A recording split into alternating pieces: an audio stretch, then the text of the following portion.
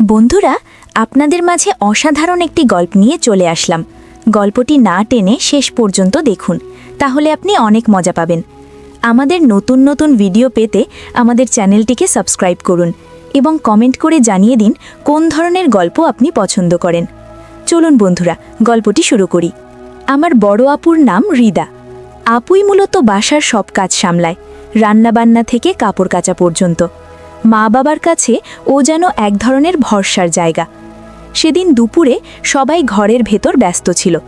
আমি একা ওপরের বারান্দায় উঠে নিজের মতো কিছু একটা করছিলাম, এমন কিছু যা কাউকে দেখাতে চাইনি। মনে হচ্ছিল জগতে শুধু আমি আছি। হঠাৎ ঘুরে দেখি রিদা আপু চুপচাপ দাঁড়িয়ে আমার দিকে তাকিয়ে আছে। তার চোখ দুটোতে অদ্ভুত এক ধরনের দৃষ্টি, যেন সব বুঝে ফেলেছে অথচ কিছু বলছে না। আমার বুক ধড়ফড় করতে লাগলো। মাথা নিচু করে দৌড়ে নেমে গেলাম নিচে। সারাদিন মনে হচ্ছিল আপু হয়তো বাবা মাকে বলে দেবে, কিন্তু রাতে খাবার টেবিলে বসার সময় দেখি আপু আমার দিকে তাকিয়ে মুচকি মুচকি হাসছে। সেই হাসিটা ছিল একেবারে অন্যরকম। মনে হচ্ছিল ওই হাসির ভেতরেই লুকিয়ে আছে হাজারো কথা, যা আমি বুঝতে পারছি আবার পারছিও না। রাতটা আমি ঘুমোতে পারিনি। বারবার মনে হচ্ছিল আপুর সেই দৃষ্টিটা আর মুচকি হাসিটার মানে কি? সাধারণ ভাই বোনের মতো, নাকি এর ভেতরে লুকিয়ে আছে কিছু ভিন্ন রকম অনুভূতি? সেই রাতের পর থেকেই আমার ভেতরে এক ধরনের অদ্ভুত অস্থিরতা তৈরি হলো। সারাদিন আমি আপুর সামনে গিয়ে দাঁড়ালেই বুক কেঁপে উঠত। মনে হতো আপু কি আমাকে নিয়ে কিছু ভাবছে, নাকি আমি বাড়াবাড়ি কল্পনা করছি। একদিন দুপুরে বাসায় কেউ ছিল না। মা বাজারে, বাবা অফিসে, ছোট ভাই বোন স্কুলে। আমি ঘরে বই নিয়ে বসেছিলাম, কিন্তু মন একদম পড়ায় ছিল না। হঠাৎ দরজার কাছে নরম শব্দ হলো। তাকিয়ে দেখি রিদা আপু। সে কিছু না বলে ভেতরে এসে চুপচাপ আমার পাশে বসে। বাতাসে রান্নাঘরের গন্ধ, কিন্তু তার শরীর থেকে অন্যরকম এক মিষ্টি গন্ধ ভেসে আসছিল। আমি বইয়ের পাতায় চোখ রাখার চেষ্টা করছিলাম, অথচ মন পুরোপুরি আপুর উপস্থিতিতে ডুবে যাচ্ছিল। আপু আসতে বলল, তুই সারাদিন এত চুপচাপ থাকিস কেন? তার চোখ দুটো আমার দিকে স্থির হয়েছিল। আমি উত্তর দিতে পারছিলাম না। বুকের ভেতর শব্দ হচ্ছিল, যেন ঢোল বাজছে। আমি বললাম, না তেমন কিছু না আপু গো। আপু হেসে উঠল। সেই হাসিটা ছিল মায়ামাখা, কিন্তু ভেতরে যেন অন্য কিছু লুকানো। ধীরে ধীরে তার হাত আমার বইয়ের ওপর এসে পড়ল। আমি অবাক হয়ে তাকিয়ে রইলাম। আপু যেন বুঝতে পারছিল আমার ভেতরের কাঁপুনি। সে আরেকটু কাছে এগিয়ে এলো। আমাকে ভয় পাস না, আমি তোকে কিছু বলবো না, যা দেখেছি। তার কণ্ঠে এক ধরনের ফিসফিসানি, যেন শুধুই আমার কানে পৌঁছায়। আমি হঠাৎ অনুভব করলাম আমাদের মাঝে এক অদৃশ্য স্রোত বইছে। কিছুক্ষণ নীরবতা, কেবল আমাদের দুজনের নিঃশ্বাসের শব্দ মিলেমিশে যাচ্ছিল। আমি ধীরে ধীরে চোখ তুললাম, আপুর চোখের সঙ্গে চোখ মিলিয়ে। সেই চোখে এক ধরনের গভীরতা, যা আমাকে টেনে নিচ্ছিল অচেনা এক জগতে। আপু মুচকি হেসে বলল, তুই ভাবিস আমি কিছু জানি না? সবই বুঝি। আমি আর নিজেকে সামলাতে পারছিলাম না। সেই মুহূর্তে মনে হচ্ছিল আমরা আর শুধু ভাই বোন নই, এর চেয়ে ভিন্ন আরও গভীর কোনো সম্পর্কের দিকে এগিয়ে যাচ্ছি। তারপর আপুর হাত আমার হাতটা শক্ত করে চেপে ধরল। আমার শরীর কেঁপে উঠল। বুকের ভেতর জমে থাকা অস্থিরতা হঠাৎ যেন ঝড় হয়ে বেরিয়ে এলো।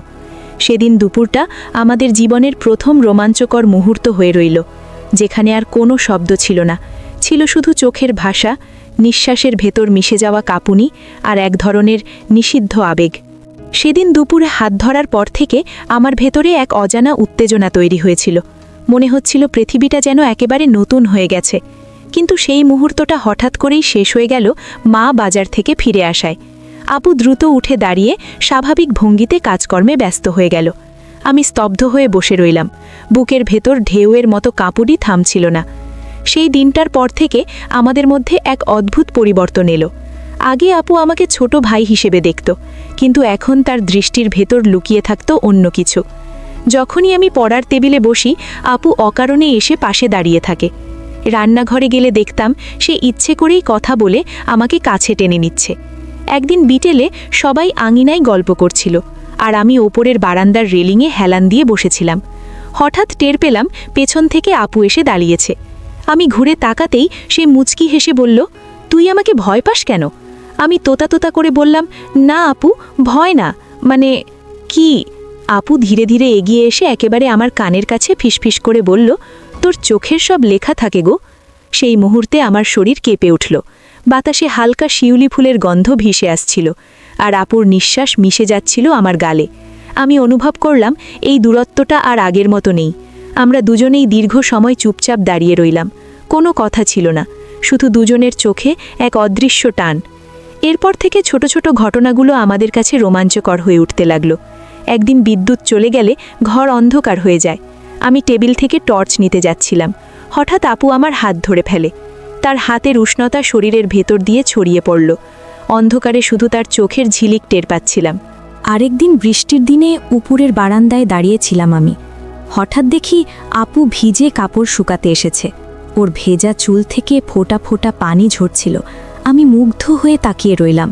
আপু তাকাতেই চোখাচোখি হলো, আর দুজনেই অকারণে হেসে উঠলাম। আমার মনে হচ্ছিল আমাদের ভেতরে এক অচেনা সম্পর্ক তৈরি হচ্ছে, যা ভাষায় বোঝানো যায় না। ভাই বোন হিসেবে আমাদের বন্ধন ছিল, কিন্তু এখন সেটা ধীরে ধীরে এক অদৃশ্য সীমা অতিক্রম করছে। এক রাতে সবাই ঘুমিয়ে পড়ার পর আমি বারান্দায় বসেছিলাম। হঠাৎ দরজার শব্দ হলো। দেখি রিদা আপু। সে চুপচাপ এসে আমার পাশে বসল। তার চোখ দুটোতে অদ্ভুত শান্তি, কিন্তু ভেতরে যেন আগুন জ্বলছে। সে ধীরে বলল, আমাদের দুজনের মাঝে যা হচ্ছে সেটা কাউকে বলা যাবে না। তুই কি পারবি গোপন রাখতে? আমি কিছু বলতে পারছিলাম না, শুধু মাথা নিচু করে সম্মতি জানালাম। আর সেই মুহূর্তে আমাদের নীরব বোঝাপড়া জন্ম নিল। আমরা দুজনেই জানি এই সম্পর্ক আর শুধু ভাই বোনের সীমায় বাঁধা নেই, এর ভেতরে এক অদৃশ্য রোম্যান্স জন্ম নিচ্ছে। সেদিন রাতটা আমাদের জীবনের নতুন অধ্যায়ের শুরু হয়ে রইল। সেই রাতের পর থেকে আমাদের দুজনের মাঝের দূরত্বটা যেন একেবারেই মুছে গেল। আগে যেভাবে আপুর সামনে দাঁড়াতাম, লজ্জা পেতাম, এখন আর তেমনটা থাকতো না। বরং মনে হতো আপুই আমাকে ইচ্ছে করে টেনে নিচ্ছে এক অজানা দিকের দিকে। দিন যত যাচ্ছিল আমাদের মাঝের বোঝাপড়া ততই গভীর হচ্ছিল, কিন্তু এর সঙ্গে সঙ্গে ভেতরে ভেতরে এক ধরনের ভয়ও কাজ করছিল। যদি কেউ টের পেয়ে যায়, যদি মা বাবা কোনো দিন বুঝে ফেলে। একদিন সন্ধ্যায় সবাই আঙিনায় বসে গল্প করছিল। আমি একপাশে বসেছিলাম।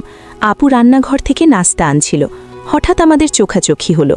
আপু একবার মুচকি হেসে তাকালো, তারপর চোখ নামিয়ে নিল। আমি বুঝতে পারলাম সেই হাসির ভেতরে অদ্ভুত এক গোপন বার্তা আছে। রাত নামতেই আমি ঘরে ঢুকলাম। জানালার পর্দা টেনে বসেছিলাম। হঠাৎ দরজার হালকা শব্দ হলো। আমি চমকে উঠলাম। দরজা খুলতেই দেখি রিদা আপু। সে খুব আস্তে ভেতরে ঢুকে দরজা বন্ধ করে দিল। তুই একা বসে আছিস কেন? আপু ফিসফিস করে বলল। আমি বললাম, ঘুম আসছিল না গো। আপু এসে আমার পাশে বসল। বাতাসে হালকা আতর আর শ্যাম্পুর গন্ধ। মুহূর্তেই পুরো ঘর যেন বদলে গেল। সে ধীরে ধীরে আমার হাতটা নিজের হাতে নিয়ে বলল, তুই আমার চোখের দিকে তাকাস না কেন? আমি সাহস করে তাকালাম। তার চোখে এমন এক গভীরতা যা আমার বুক কাঁপিয়ে দিল। মনে হচ্ছিল সেই চোখে আমি ডুবে যাচ্ছি। আপুর ঠোঁটের কোণে হালকা হাসি ফুটল। তারপর ধীরে ধীরে সে আমার কাঁধে মাথা রাখল। আমার নিঃশ্বাস বন্ধ হয়ে আসছিল। চারপাশে যেন পৃথিবী নেই, শুধু আমরা দুজন। সে ফিসফিস করে বলল, আমাদের সম্পর্কটা কেউ বুঝতে পারবে না, তবে আমরা জানি এই অনুভূতি সত্যি কি। আমি কেঁপে উঠলাম। মনে হচ্ছিল আপুর প্রতিটি শব্দ আমার বুকের ভেতরে ঢেউ তুলছে। কিছুক্ষণ পর আপু মাথা তুলে আমার দিকে তাকালো। তার চোখে এক অদৃশ্য টান যা আমাকে কাছে টেনে আনছিল। মুহূর্তটা যেন থেমে গেল। আমরা দুজনেই নির্বাক একে অপরের খুব কাছে চলে এলাম। ঠিক তখনই বাইরের দরজা জোরে বন্ধ হওয়ার শব্দ হলো। বাবা ফিরে এসেছে।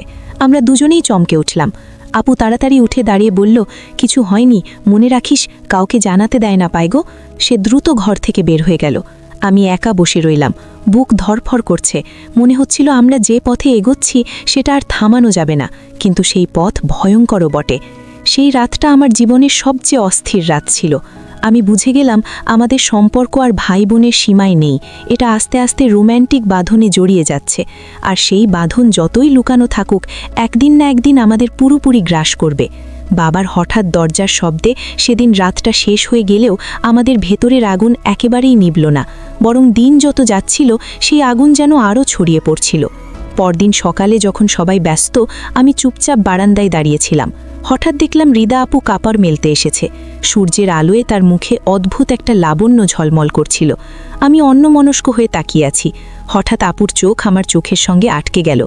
সে মুচকি হেসে ধীরে বলল, এভাবে তাকিয়ে থাকিস কেন? আমি তোতলালাম, না মানে কিছু না গো। আপু কাছে এসে বলল, তোর চোখ সব বলে দেয়, লুকানোর চেষ্টা করিস না গে। সেই মুহূর্তে আমি অনুভব করলাম আমাদের মাঝে আর কোনো দেয়াল নেই। সেদিন দুপুরে সবাই ঘুমোচ্ছিল, গরম হাওয়া বইছিল, চারপাশ নিস্তব্ধ। আমি পড়ার টেবিলে বসে থাকার ভান করছিলাম, অথচ বুকের ভেতর শুধু আপুর চিন্তাই ঘুরছিল। হঠাৎ দরজার কপাট হালকা কেঁপে উঠল। আমি ঘুরে দেখি আবারও রিদা আপু। সে আস্তে দরজা বন্ধ করে ভেতরে ঢুকল, চোখে মুখে কেমন এক রহস্যময় ভঙ্গি। পড়াশোনা বাদ দে, আমার সঙ্গে চল। আমি অবাক হয়ে তাকালাম। কোথায়? উপরের বারান্দায়। না বলে উঠে দাঁড়ালাম। আমরা দুজনে নিঃশব্দে সিঁড়ি ভেঙে উপরের বারান্দায় উঠলাম। চারপাশে কেবল রোদের আলো আর হালকা বাতাস। আপু এসে রেলিংয়ের পাশে দাঁড়ালো। বাতাসে তার চুল উড়ছিল। আমি মুগ্ধ হয়ে তাকিয়েছিলাম। হঠাৎ আপু ফিরে আমার দিকে তাকালো। সেই দৃষ্টিতে যেন অদৃশ্য এক টান ছিল। সে আস্তে এগিয়ে এসে আমার হাতটা নিজের হাতে নিল। আমার শরীর কেঁপে উঠল। ভয় পাস না, আমি তোর গো। এই শব্দগুলো আমার বুকের ভেতরে ঝড় তুলল। আমি চুপ করে দাঁড়িয়ে রইলাম, শুধু অনুভব করলাম আমাদের দুজনের নিঃশ্বাস এক হয়ে যাচ্ছে। হঠাৎ আপু আরও কাছে এসে ফিসফিস করে বলল, আমাদের এই গোপন সম্পর্ক কেউ বুঝতে পারবে না, তবে আমরা জানি এই অনুভূতি সত্যি কি। আমি কেঁপে উঠলাম। মনে হচ্ছিল আপুর প্রতিটি শব্দ আমার বুকের ভেতরে ঢেউ তুলছে। কিছুক্ষণ পর আপু মাথা তুলে আমার দিকে তাকালো। তার চোখে এক অদৃশ্য টান যা আমাকে কাছে টেনে আনছিল। মুহূর্তটা যেন থেমে গেল। আমরা দুজনেই নির্বাক একে অপরের খুব কাছে চলে এলাম। ঠিক তখনই বাইরের দরজা জোরে বন্ধ হওয়ার শব্দ হলো। বাবা ফিরে এসেছে। আমরা দুজনেই চমকে উঠলাম।